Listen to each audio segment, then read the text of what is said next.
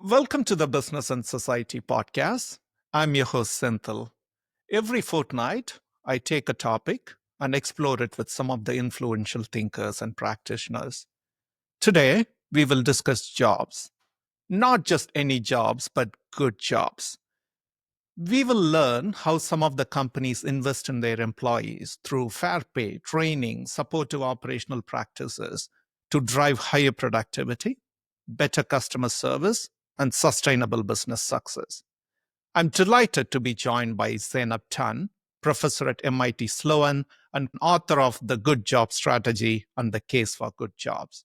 She is also the co founder and president of the nonprofit Good Jobs Institute, whose mission is to help companies thrive by creating good frontline jobs. Her work has redefined how we think about frontline work and shows that things such as treating employees with dignity or investing in people isn't just the right thing to do, but it's a competitive advantage. Senap, welcome to the show. Thank you so much for having me, Senthil.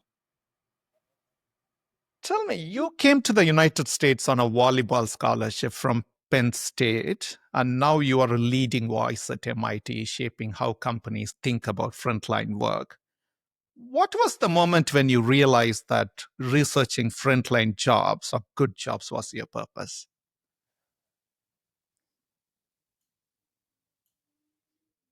Before I came to the United States, when I was in middle school, my father had a small factory, and I spent the summers working in that factory. And I think I got a quick appreciation for the work that frontline employees do in that factory. So that started at a very young age. And then I came to the United States on a volleyball scholarship. Penn State changed my life. Coach Rose changed my life. And I studied industrial engineering. So much of industrial engineering is related to work that people do in companies and how to design that work for high productivity, high motivation. And then when I became a doctoral student at Harvard Business School, I don't know that I had an interest in frontline jobs, but I had an interest in studying something interesting, right? A business problem that could help me grow as a scholar and that could also help companies. And jobs, again, was not on my mind, Senthil, to be perfectly honest with you, because my field is operations management, which is a nice continuation of industrial engineering. And I grew up studying, work. I grew up studying Toyota production system, quality management, and all with the focus of how do we design the work to improve the value for the customers all the time. But then when I started my early research, looking at retail stores, I saw that stores were full of problems, inventory related problems. Products were not in the right place. Inventory data were inaccurate and customers were experiencing stockouts for products that were actually there. These operational problems were big. They hurt companies. They led to lost sales. They led to higher costs, and they hurt supply chains. And when I asked the questions, why do these problems happen all the time? I found one of the answers in labor practices of companies. So over and over, I saw that stores that had more employee turnover had more of these problems. Stores were understaffed, had more of these problems. And many retailers are operating in a vicious cycle of poor, low labor investment, high employee turnover, lots of operational problems, poor performance, and this vicious cycle continued. But still, I was approaching this from more of an academic, this is a big problem. It costs companies a lot of money, until I started spending time with frontline employees. And I came to the United States on a scholarship. This country has been the land of opportunity for me. And during my interviews, I started meeting so many hardworking, competent people who were just not making it. Many of them were part-time. They had multiple jobs. Their pay was very low. Their schedules changed all the time. And their life was in a turmoil. And their stories got to my heart. And I thought, wow, this is a problem that hurts companies. It hurts workers. There has to be a better way. So that was the transition for me to move more into what is possible. Where can I see something different? So that was when I realized that will be my focus. Great story. For outsiders like me who don't research good jobs, a good job simply meant fair pay and a respectful, safe workplace. But it is after reading your work now we realize it's more about competitive advantage. Could you walk us through some of the key elements of the good job system? Yes, of course. And you also already mentioned some. Pay is one of the most important elements of a good job. And pay has two components. It has hourly pay and then the number of hours, because a lot of frontline service workers don't have 40 hours a week every single week. And the absence of sufficient pay, and by sufficient, I mean absence of sufficient pay so that people can live a decent life, can put food on the table and roof over their heads, causes all sorts of problems. So if pay is missing, it's guaranteed that the job will be bad. If pay is missing, it's guaranteed that turnover will be high. And once turnover is high, it's guaranteed that leaders will design the job for people who come and go all the time, and they take decision rights away from people and use them as interchangeable parts, which makes the other parts of a good job missing, right? We want to have control over our lives. We want to have control over our work. Well, if you don't trust people because they come and go, you probably won't empower them to make decisions, right? Cross-training, doing multiple tasks is a driver of motivation. It makes the job more meaningful. It enables people to thrive in front of the customers. Well, if people come and go, you probably don't want to cross-train people. So when pay is missing, the other components of a good job that could include meaningfulness, sense of achievement, belonging, etc., ends up missing as well. So pay is so important. So is career paths, right? Having a career path where you can grow in the organization and move up to higher paid and more responsibility positions. What is the reason your research focuses on just frontline workers, not executives? Is it the pay or it goes beyond that? Yeah, it's because I'm an operations professor and I study work, and I grew up looking at factories and service operations. And honestly, the reason that I ended up with the service part is because that's where, my initial focus was retail operations. And then I very soon realized this is a big problem, important problem. I'm going to stick to it. Interesting. You argue that bad jobs are a choice, not a necessity. Why do you believe that? And what are the costs of those choices, both for people, frontline workers, and for business? Yeah, one of the things that I realized when I saw a lot of companies in that vicious cycle that I mentioned was it was a mindset that drove this vicious cycle.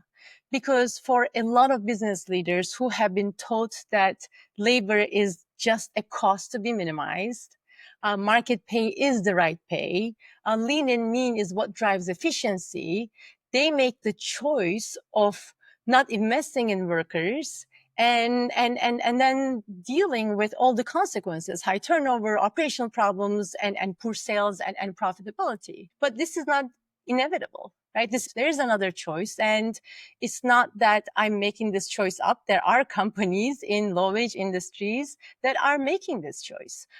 If you look at Costco, Costco is the world's third largest retailer. The average pay at Costco just last year was over $31 an hour.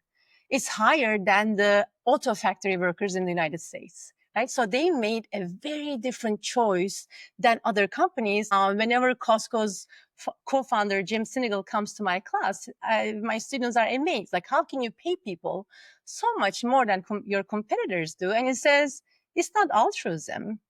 This is good business. And of course, it's not only high pay, high investment in people choice that they make. They create a whole operating system designed for high productivity and motivation.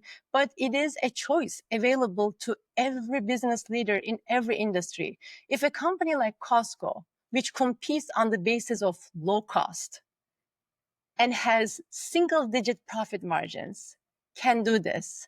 If a company like Quick Trip, which is a convenience store chain with gas stations, right? Small convenience store chain with gas stations, again, with single digit profit margins, can do this. If a supermarket in Spain, Mercadona, Spain's largest supermarket chain, if they can do this, why couldn't others? Right? So that is a choice. And one last thing that I will say about that choice, Senthil, is that during the last 8 years, through the nonprofit Good Jobs Institute that I co-founded with Roger Martin, my former MBA students and I had the opportunity to work with a lot of different companies. And we have seen that even companies that are operating in that vicious cycle, it is possible for them to change into a virtuous cycle of investment in people, smart operational choices, and much better performance in a wide range of industries. Interesting. That lies the paradox, isn't it? If you go and speak to an executive in a competitive industry, they often say, "Look, our margins are too thin." They say that it's not easy to do it in our sector. And you called out some of the examples like Costco, Mercadona. What are some of the changes did they make, and what made those changes stick? Yeah, I can tell you a little bit about the good job strategy, Senthil, the components, because it's the components that change. But even before getting to the change, because what I found is that a lot of companies are very action oriented. You give them a task, like they'll go forward and they'll implement it, they'll go for it. But oftentimes we forget about the connections in the big business system that we're thinking about. And let me elaborate. So when we have seen companies that were able to change successfully, so from that vicious cycle to virtuous cycle, their starting point was, why are we doing this? Right? Why are we doing this? And that why was very clear. So they had their business objectives, financial objectives. So we want to grow 50% during the next 2 years, or we want to achieve this profitability.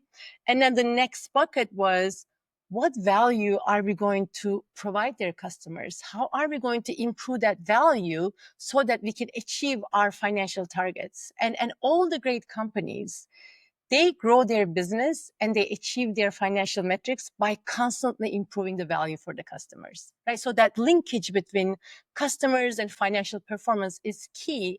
And then the third linkage is, what's a frontline engine, a high-powered frontline engine that can drive that customer value? And do we currently have that frontline engine? So when put in that context, wow, we need a strong, high-powered frontline engine to drive customer value, and that customer value is what drives our profitability, financial targets. Then the question becomes, do we have that engine? And if we don't, what does it take to build it? So the good job strategy that I developed in my first book is about creating that very strong frontline engine. And the important thing about that engine is that it has different parts, but they're all connected. Part of it is investment in people, and by investment I mean higher than market pay. It will be great if it's a living wage, career paths, schedules that are stable, that allow people to have decent lives, high expectations, and then operational choices that ensure that people are super productive and motivated. So those choices create a high return on that pay investment, employee investment. And those choices are also necessary for companies to keep their turnover low, because they make the job a much better job. So when one of the companies that adopted this system recently was Sam's Club, which is Costco's largest competitor in the United States. When they started this journey, they were a $60 billion retailer. This is around the end of 2017 or 2018 when they started on this journey. And first they clarified that why, what is the problem that we're trying to solve? And then from there, they asked, what are the set of connected choices we can make to reduce our employee turnover, to improve our customer satisfaction, to improve productivity? And their changes included investment in people changes. For example, they raised pay for certain positions that were very important for achieving high customer satisfaction and high performance. These were meat cutters, bakery specials, team leads in the company. They raised their pay $5 to $7 an hour from a basis of $15 an hour. And they started increasing the percentage of full-time employees and started giving them stable schedules. Now, that type of investment changes people's lives, right? When you are getting paid $22 an hour versus $15 an hour, now you don't have to have another job, right? Now you can have one job, focus on that job. When you have a stable schedule, you can actually have predictability in your life. So that changed people's lives. But of course, investment in people is not enough, right? So there are a bunch of changes Sam's Club did in the 4 choices that I talk about in the Good Job Strategy Framework: focus and simplify, standardize and empower, cross-train and operate with Slack. Let me just give you a couple examples. One of the things that they realized is that when it comes to focus and simplify, they had lost their purpose. They had lost why they stand in the eyes of their customers. One of the important things about strategy that I've learned from my colleagues in strategy is that strategy is choice, right? It's about what you're going to be great at, but also what you're not going to be good at, right? So over time, Sam's Club, like so many other companies, had drifted from their original model of offering their members who pay to shop at the company the highest quality merchandise at the lowest possible prices. So they looked at that customer offering and they said, what can we simplify from that offering? What should we not do? Over time, they've added 4 or 5 different memberships. They've simplified that. They've added so many different products to the assortment because under sales pressure, it's so much easier to add more and get more sales from customers. And they reduced their product variety by about 25%.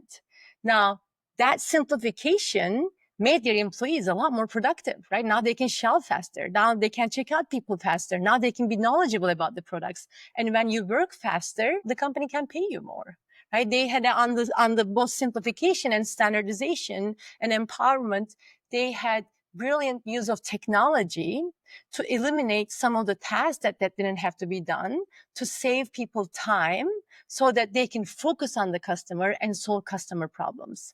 And they cross-train their employees and have ownership in different sections. So they did a bunch of different operational choices, but those choices were key to making the investment in people work, and the choices were connected to one another. For example, cross-training would have been very difficult if they hadn't eliminated some tasks and if they hadn't reduced their product variety.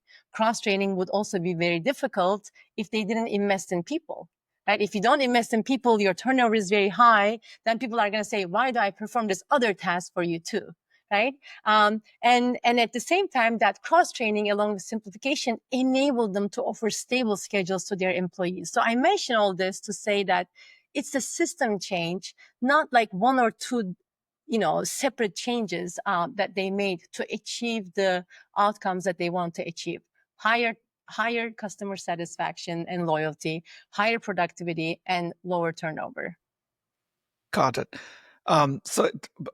Listening to you, it's not like implementing one piece of intervention here and there, but it's a systemic change. And I think that's one of the biggest changes I have seen reading both of your books. While your previous work emphasized it as more of a strategy, your latest work, The Case for Good Jobs, argued it's a system, good job system.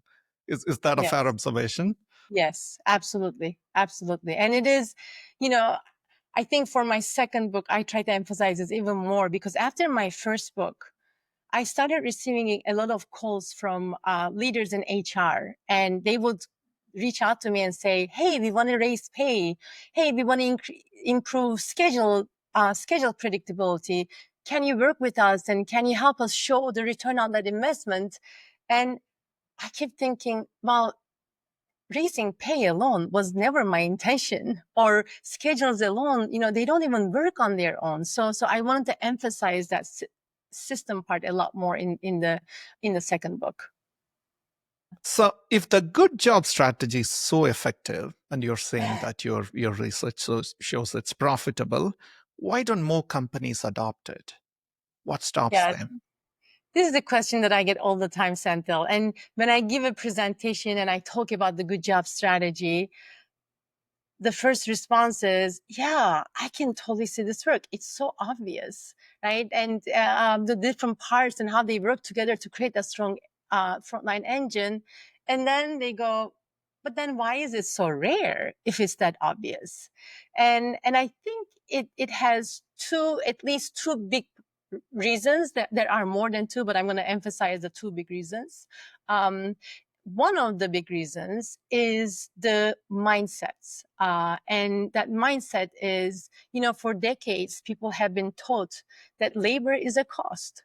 It's a cost to be minimized. It's just like any other cost on the income statement. It doesn't show up as an investment in the balance sheet, and therefore market pay is the right pay. We can't justify anything else.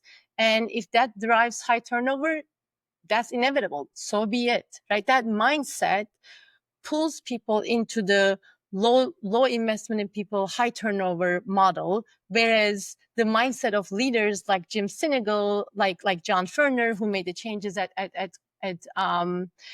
Sam's Club, Isadore Sharp, the founder of Four Seasons Hotels, their mindset is, no, employees are drivers of value. And if our objective is to be customer focused, we can't afford to operate with high turnover. We have to do what it takes to create that strong frontline engine. So a huge part of it is mindsets and how we think about labor.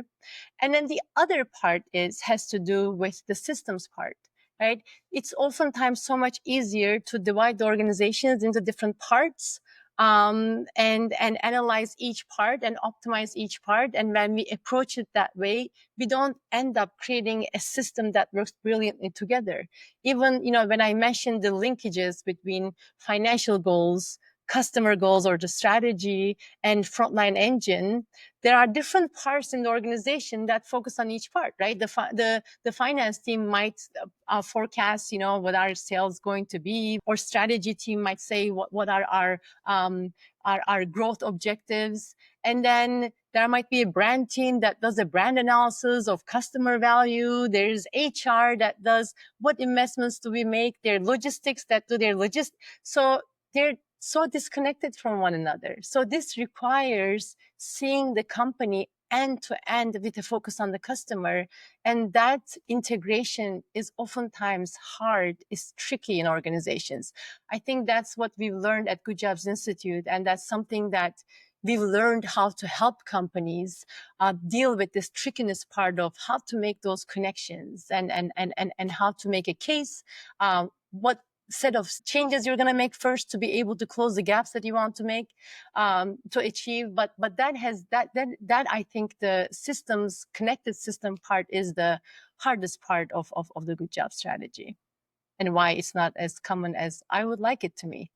But what we work toward is making this the norm, not the exception, right? That is the aspiration for those of us at Nonprofit Good Jobs Institute. That's the aspiration that I have in my, both research and teaching at MIT.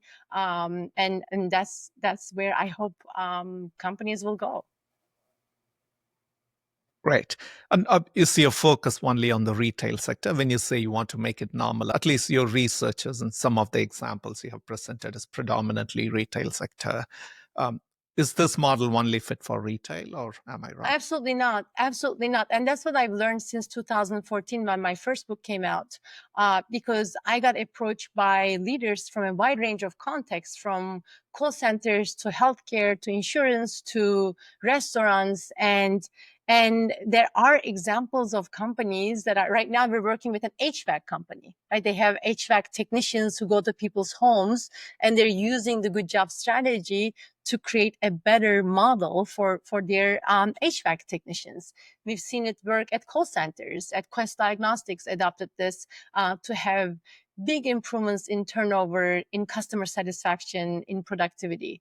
We've seen it work at restaurants. And it's not just large companies. Small companies can do this too. One of my favorite examples is Moe's Original Barbecue.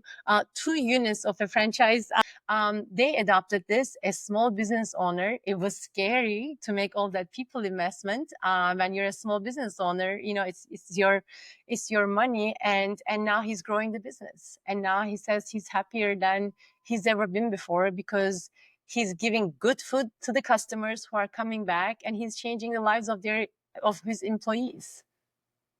It's So impressive. absolutely not just retail.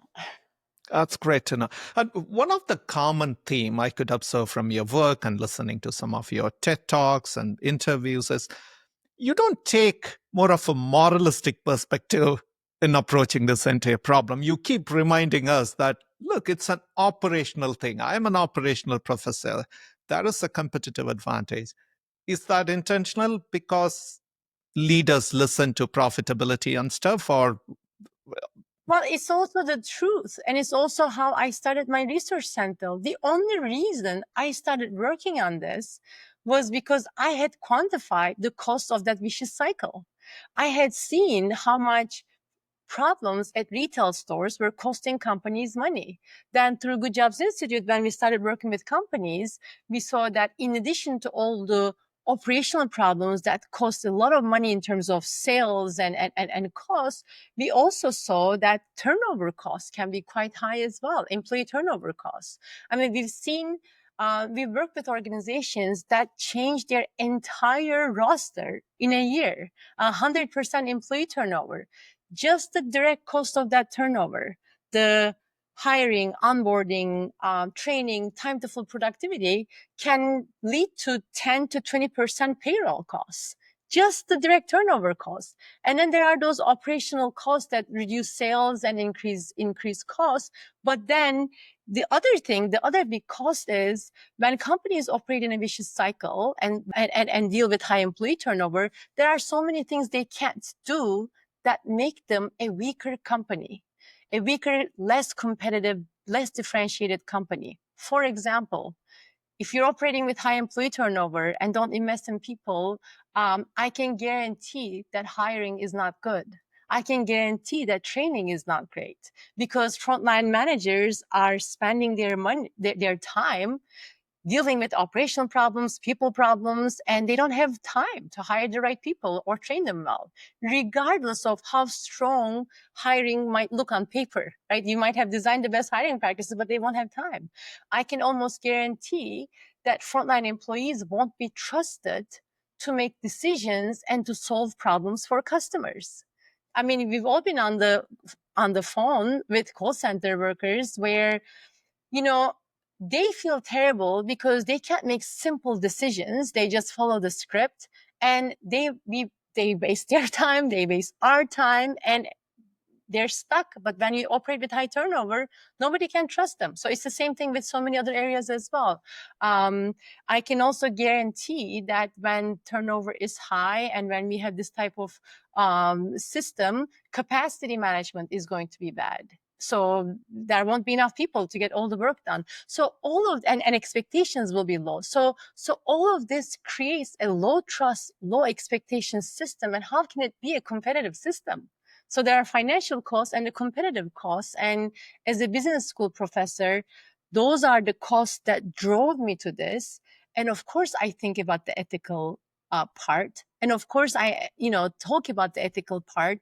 And I will say, so many leaders are attracted to the ethical part. I haven't yet met a business leader who does not care about their employees. Like, I just haven't met anyone who pays employees low because just it makes them happy to pay them low, right? They think that they don't have an alternative.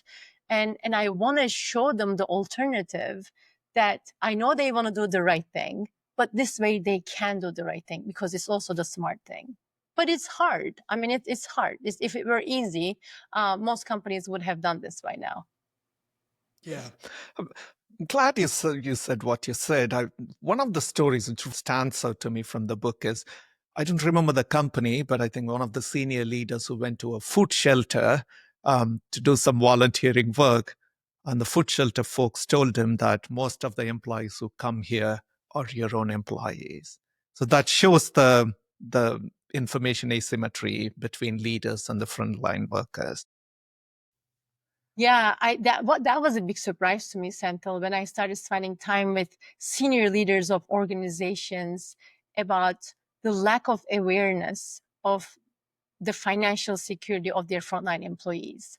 Many of them knew what the hourly wages were, but most didn't know what the average take-home pay was because they never looked at the hours. And when they found out that Some of their employees are homeless. They go to food shelters. They can't make ends meet.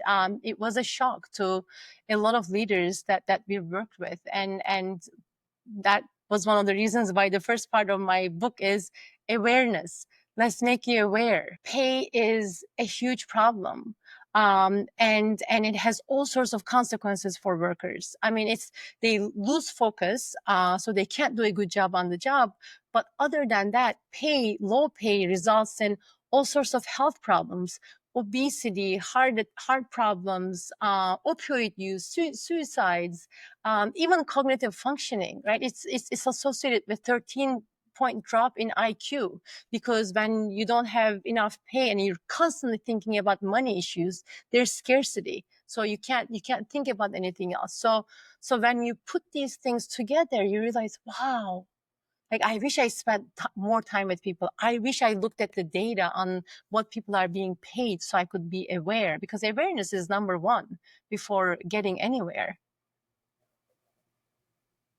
Let's suppose the CEO gives you a call and says, Professor Zeynep, I want to implement good job strategy. What would be your first question to him or her? Yeah, my first question would be, what problem are you solving with the good job strategy, right? How does this fit to your overall aspirations as a company, to how you want to win with your customers and always improve that value for the customers? And what are the problems that you have so that the good job strategy can help you solve the problem? What would be the next question? The next question that I would ask them, or Yeah, you would ask them.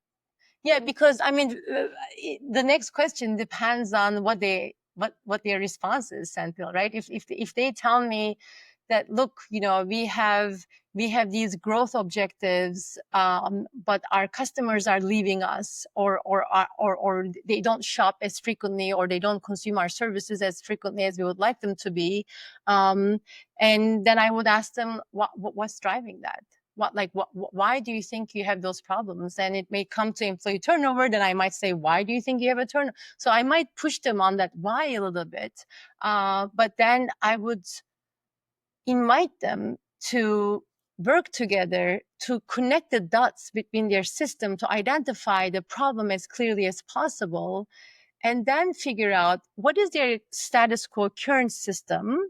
And from that systems, where do we want to go, right? If we look at the 5 elements of the good job strategy: invest in people, focus and simplify, standardize and empower, cross-train, operate with Slack. What is the ideal state, right? What kind of changes can we make to make our problem go away? If the problem is employee turnover, if it's low customer satisfaction, how do we make the set of changes that we can make to make that problem go away? And then we would look at, like, what changes do you make first? How do you make those changes? How do we get ideas from the front line? So it would be a process, but it would be a iterative and collective problem solving process. Great. Listening to you makes it really clear that one should have an end-to-end view within the organization. Obviously implies that it should come from the top. Tell us about the kind of leadership you have seen. Some of the retailers you talked about, Costco, Sam's Club, and Mercadona. Tell us what differentiates these leaders. What did you find special in them? Yeah, I mean, one of the things we've already talked about, what differentiates them is that their mental model is very different than the mental model of many other leaders. They think that their fiduciary duty first is to customers. And once they're customer centered, then it's unacceptable for them not to be employee centered. So they think differently. They spend a lot of time in the front lines. They're very humble. The word humility apparently comes from Latin, and it means on the ground. So they're literally on the ground, observing work, observing people, and getting frontline input. They have tremendous discipline, and discipline to stick to their value proposition, discipline to ensure that their employees have good jobs, and a ton of integrity. I mean, one of the things that I observe, Senthil, over and over is these leaders make integrity a habit. There's a Texas-based supermarket chain in the United States called HEB. and they're one of the most loved supermarket chains in the United States. They're only in Texas. More than 100,000 employees, hundreds of stores, huge company, but they always do the right thing, right? When there's a flooding, HEB is going to be the first one to show up for the Texans to be as helpful as possible. When Jim Sinegal comes to class, the founder of Costco, he gives examples of times where he did the right thing, even though it was the expensive thing to do for the company. But again, that's a habit inside Costco. And that is a big leadership quality that I hope that my students will take to their organizations way after they graduate from MIT Sloan. Excellent. Let's talk about frontline workers as such. What would you say to them? Do they have any power to push their organization to embrace good job strategy? And particularly, we know that unionization is dropping. Are they simply a passive recipient of a system like good job system, or could they do something? Yeah, I mean, in the United States, first, Anna Stansbury and Larry Summers has a great paper that shows that the lower unionization rate is associated with lower wage growth in the United States, right? So there is certainly a link between unionization and wages. Unionization has declined tremendously over time, and it's even lower in the service sector, where a lot of companies have distributed workforce in all parts of the economy, and it's much harder to unionize in those settings. Unions can certainly help with higher pay, better working conditions, but at the end of the day, I think the success for workers is a combination of how well that union works with the management, right? When that relationship is done well, then when that is done through an eye for, yes, we want better jobs for employees. We want high productivity, high dignity, but high productivity is a critical element, which might include cross training, which might include things that, unions are sometimes resistant to. That relationship, when it's productive, can lead to great outcomes for both companies and workers. But it's just not a big part of the world for the United States, at least right now. Among the businesses you work with who implement the good job system, what is the one recurring challenge that you see coming time and again? Yeah, I think the silos is a huge challenge. I'll give you one example of that. One company that we work with that did not implement a good job strategy. This is several years ago, and at the time, we used to do workshops with companies. Now we do problem solving. We do a series of sessions with senior leaders. But at that time, we used to do workshop. And this was an audience that was a very skeptical audience. It's a huge company in the United States, public company, with a big frontline workforce, more than 200,000 people. And even the skeptical people left the room convinced that if they could do this, they could create a competitive advantage because they would constantly improve the value for their customers and win in the market. So they left the workshop pumped up, excited. They got a new CEO a couple of months later. And this new CEO thought this was intriguing. And she said, well, show me the money. Part of what you want to do is to raise pay. What is the return on that pay raise? And they did an analysis like business leaders oftentimes do, because more and more, this is a fault to our business schools as well, Senthil. That's another conversation. We are generating business analysts versus generating leaders who can see connections and who can use logic to make decisions. So they went to their business analysis group and they said, what happened last time we raised pay? They looked at the past, they collected the data, and they looked at when they raised pay last time, what happened to employee turnover, what happened to customer satisfaction, what happened to sales. And their analysis concluded that yes, higher pay had an impact on turnover, it had an impact on customer service and sales, but it was so small that the pay investment at the time they were thinking about raising pay to $15 an hour, we can't justify it given the small effects. Now, this was a wonderful academic analysis, all else being constant. What happens if you raise pay? But of course, if you raise pay alone, nothing is going to happen, right? It's a system. So that has been such a recurring issue at large companies that just go to what is the return on investment of this initiative or that initiative, and it takes a while to change the mindset and have the leaders think in connections and in systems. So silos. You amply talked about the customer centricity in your work. The entire system revolves around delivering superior value or service to customers.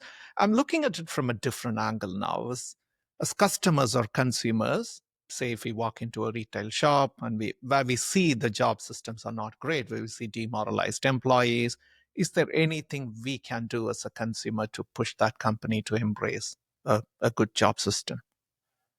Yeah, I used to say shop with your values. But as customers, one thing I've learned, Senthil, is that, and there is now research about this too, customers will do what's best for customers, right? If it's easier to shop on Amazon, they're going to shop on Amazon, regardless of, what Amazon might do. This is not to say that like anything negative about Amazon. But they purchase with their values when their values around their health, their own well-being. So if I know that a product is better for me, I'm willing to pay more for that product. So I'll do the extra effort. I don't know that they will go to a store that's farther or a restaurant that's farther because they treat their employees more. Now, customers are attracted to companies that take care of their employees because they get great service. But that is again more rational business reason than I'm going to go to this store because they take care of their employees.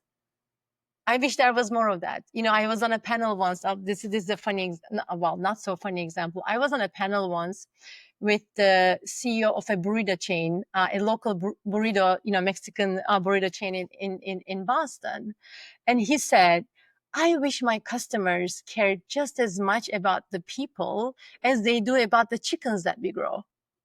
And it's like they're very they care about, are the chickens organic, are they free range, do they have airtime, all those things. And he says, I found out that some of our employees sleep in their cars.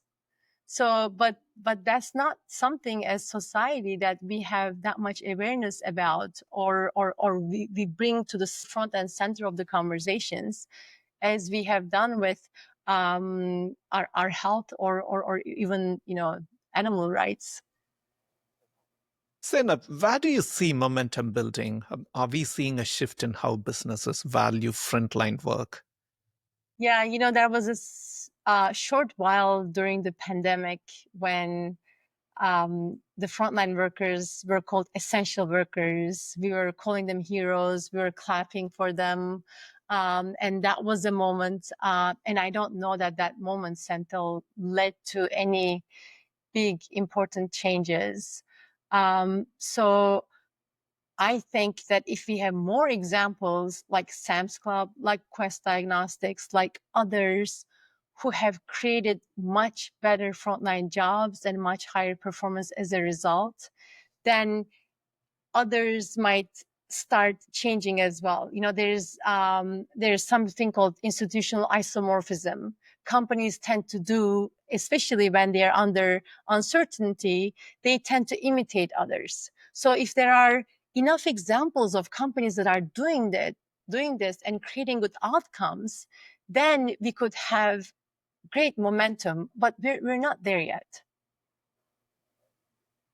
You've spent years researching what makes work better.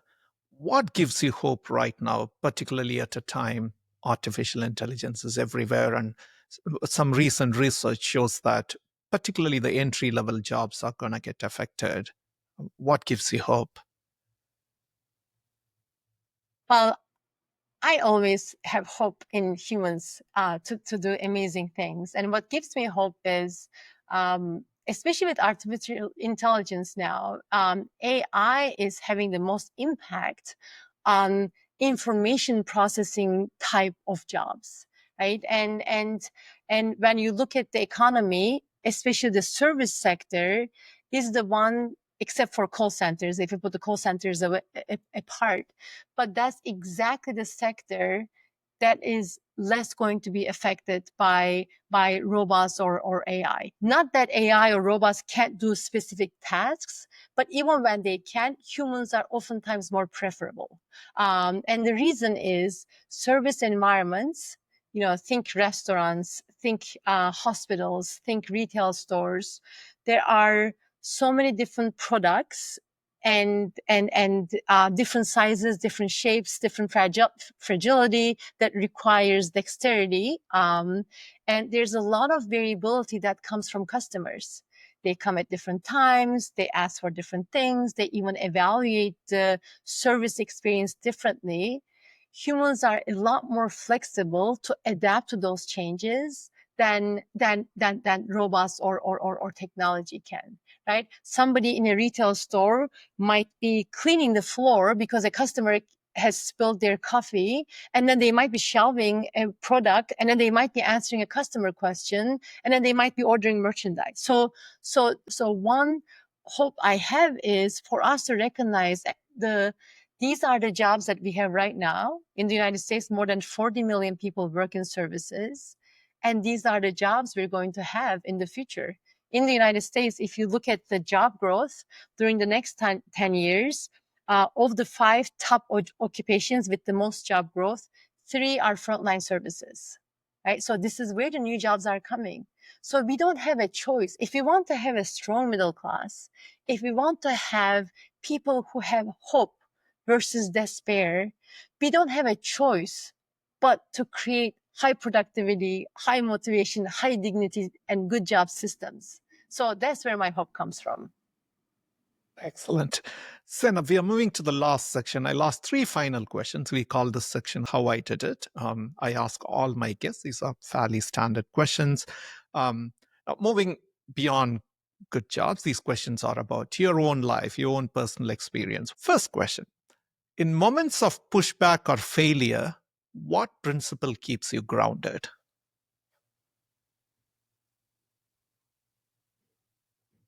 I think understanding where I want to go and what matters most, right? I mean, I had this failure. I had a huge failure in 2009. I was at Harvard Business School. I was up for promotion, and the academia system is up or out, and I worked so hard to get tenure, and I didn't get promoted, and it was a huge failure. It was a big public career failure. I was so embarrassed. But what I learned from that failure was that I looked at my life, I looked at my work, and it made me realize what matters most. And so I keep reminding myself now, whenever there are small or big setbacks, like, what are you trying to achieve?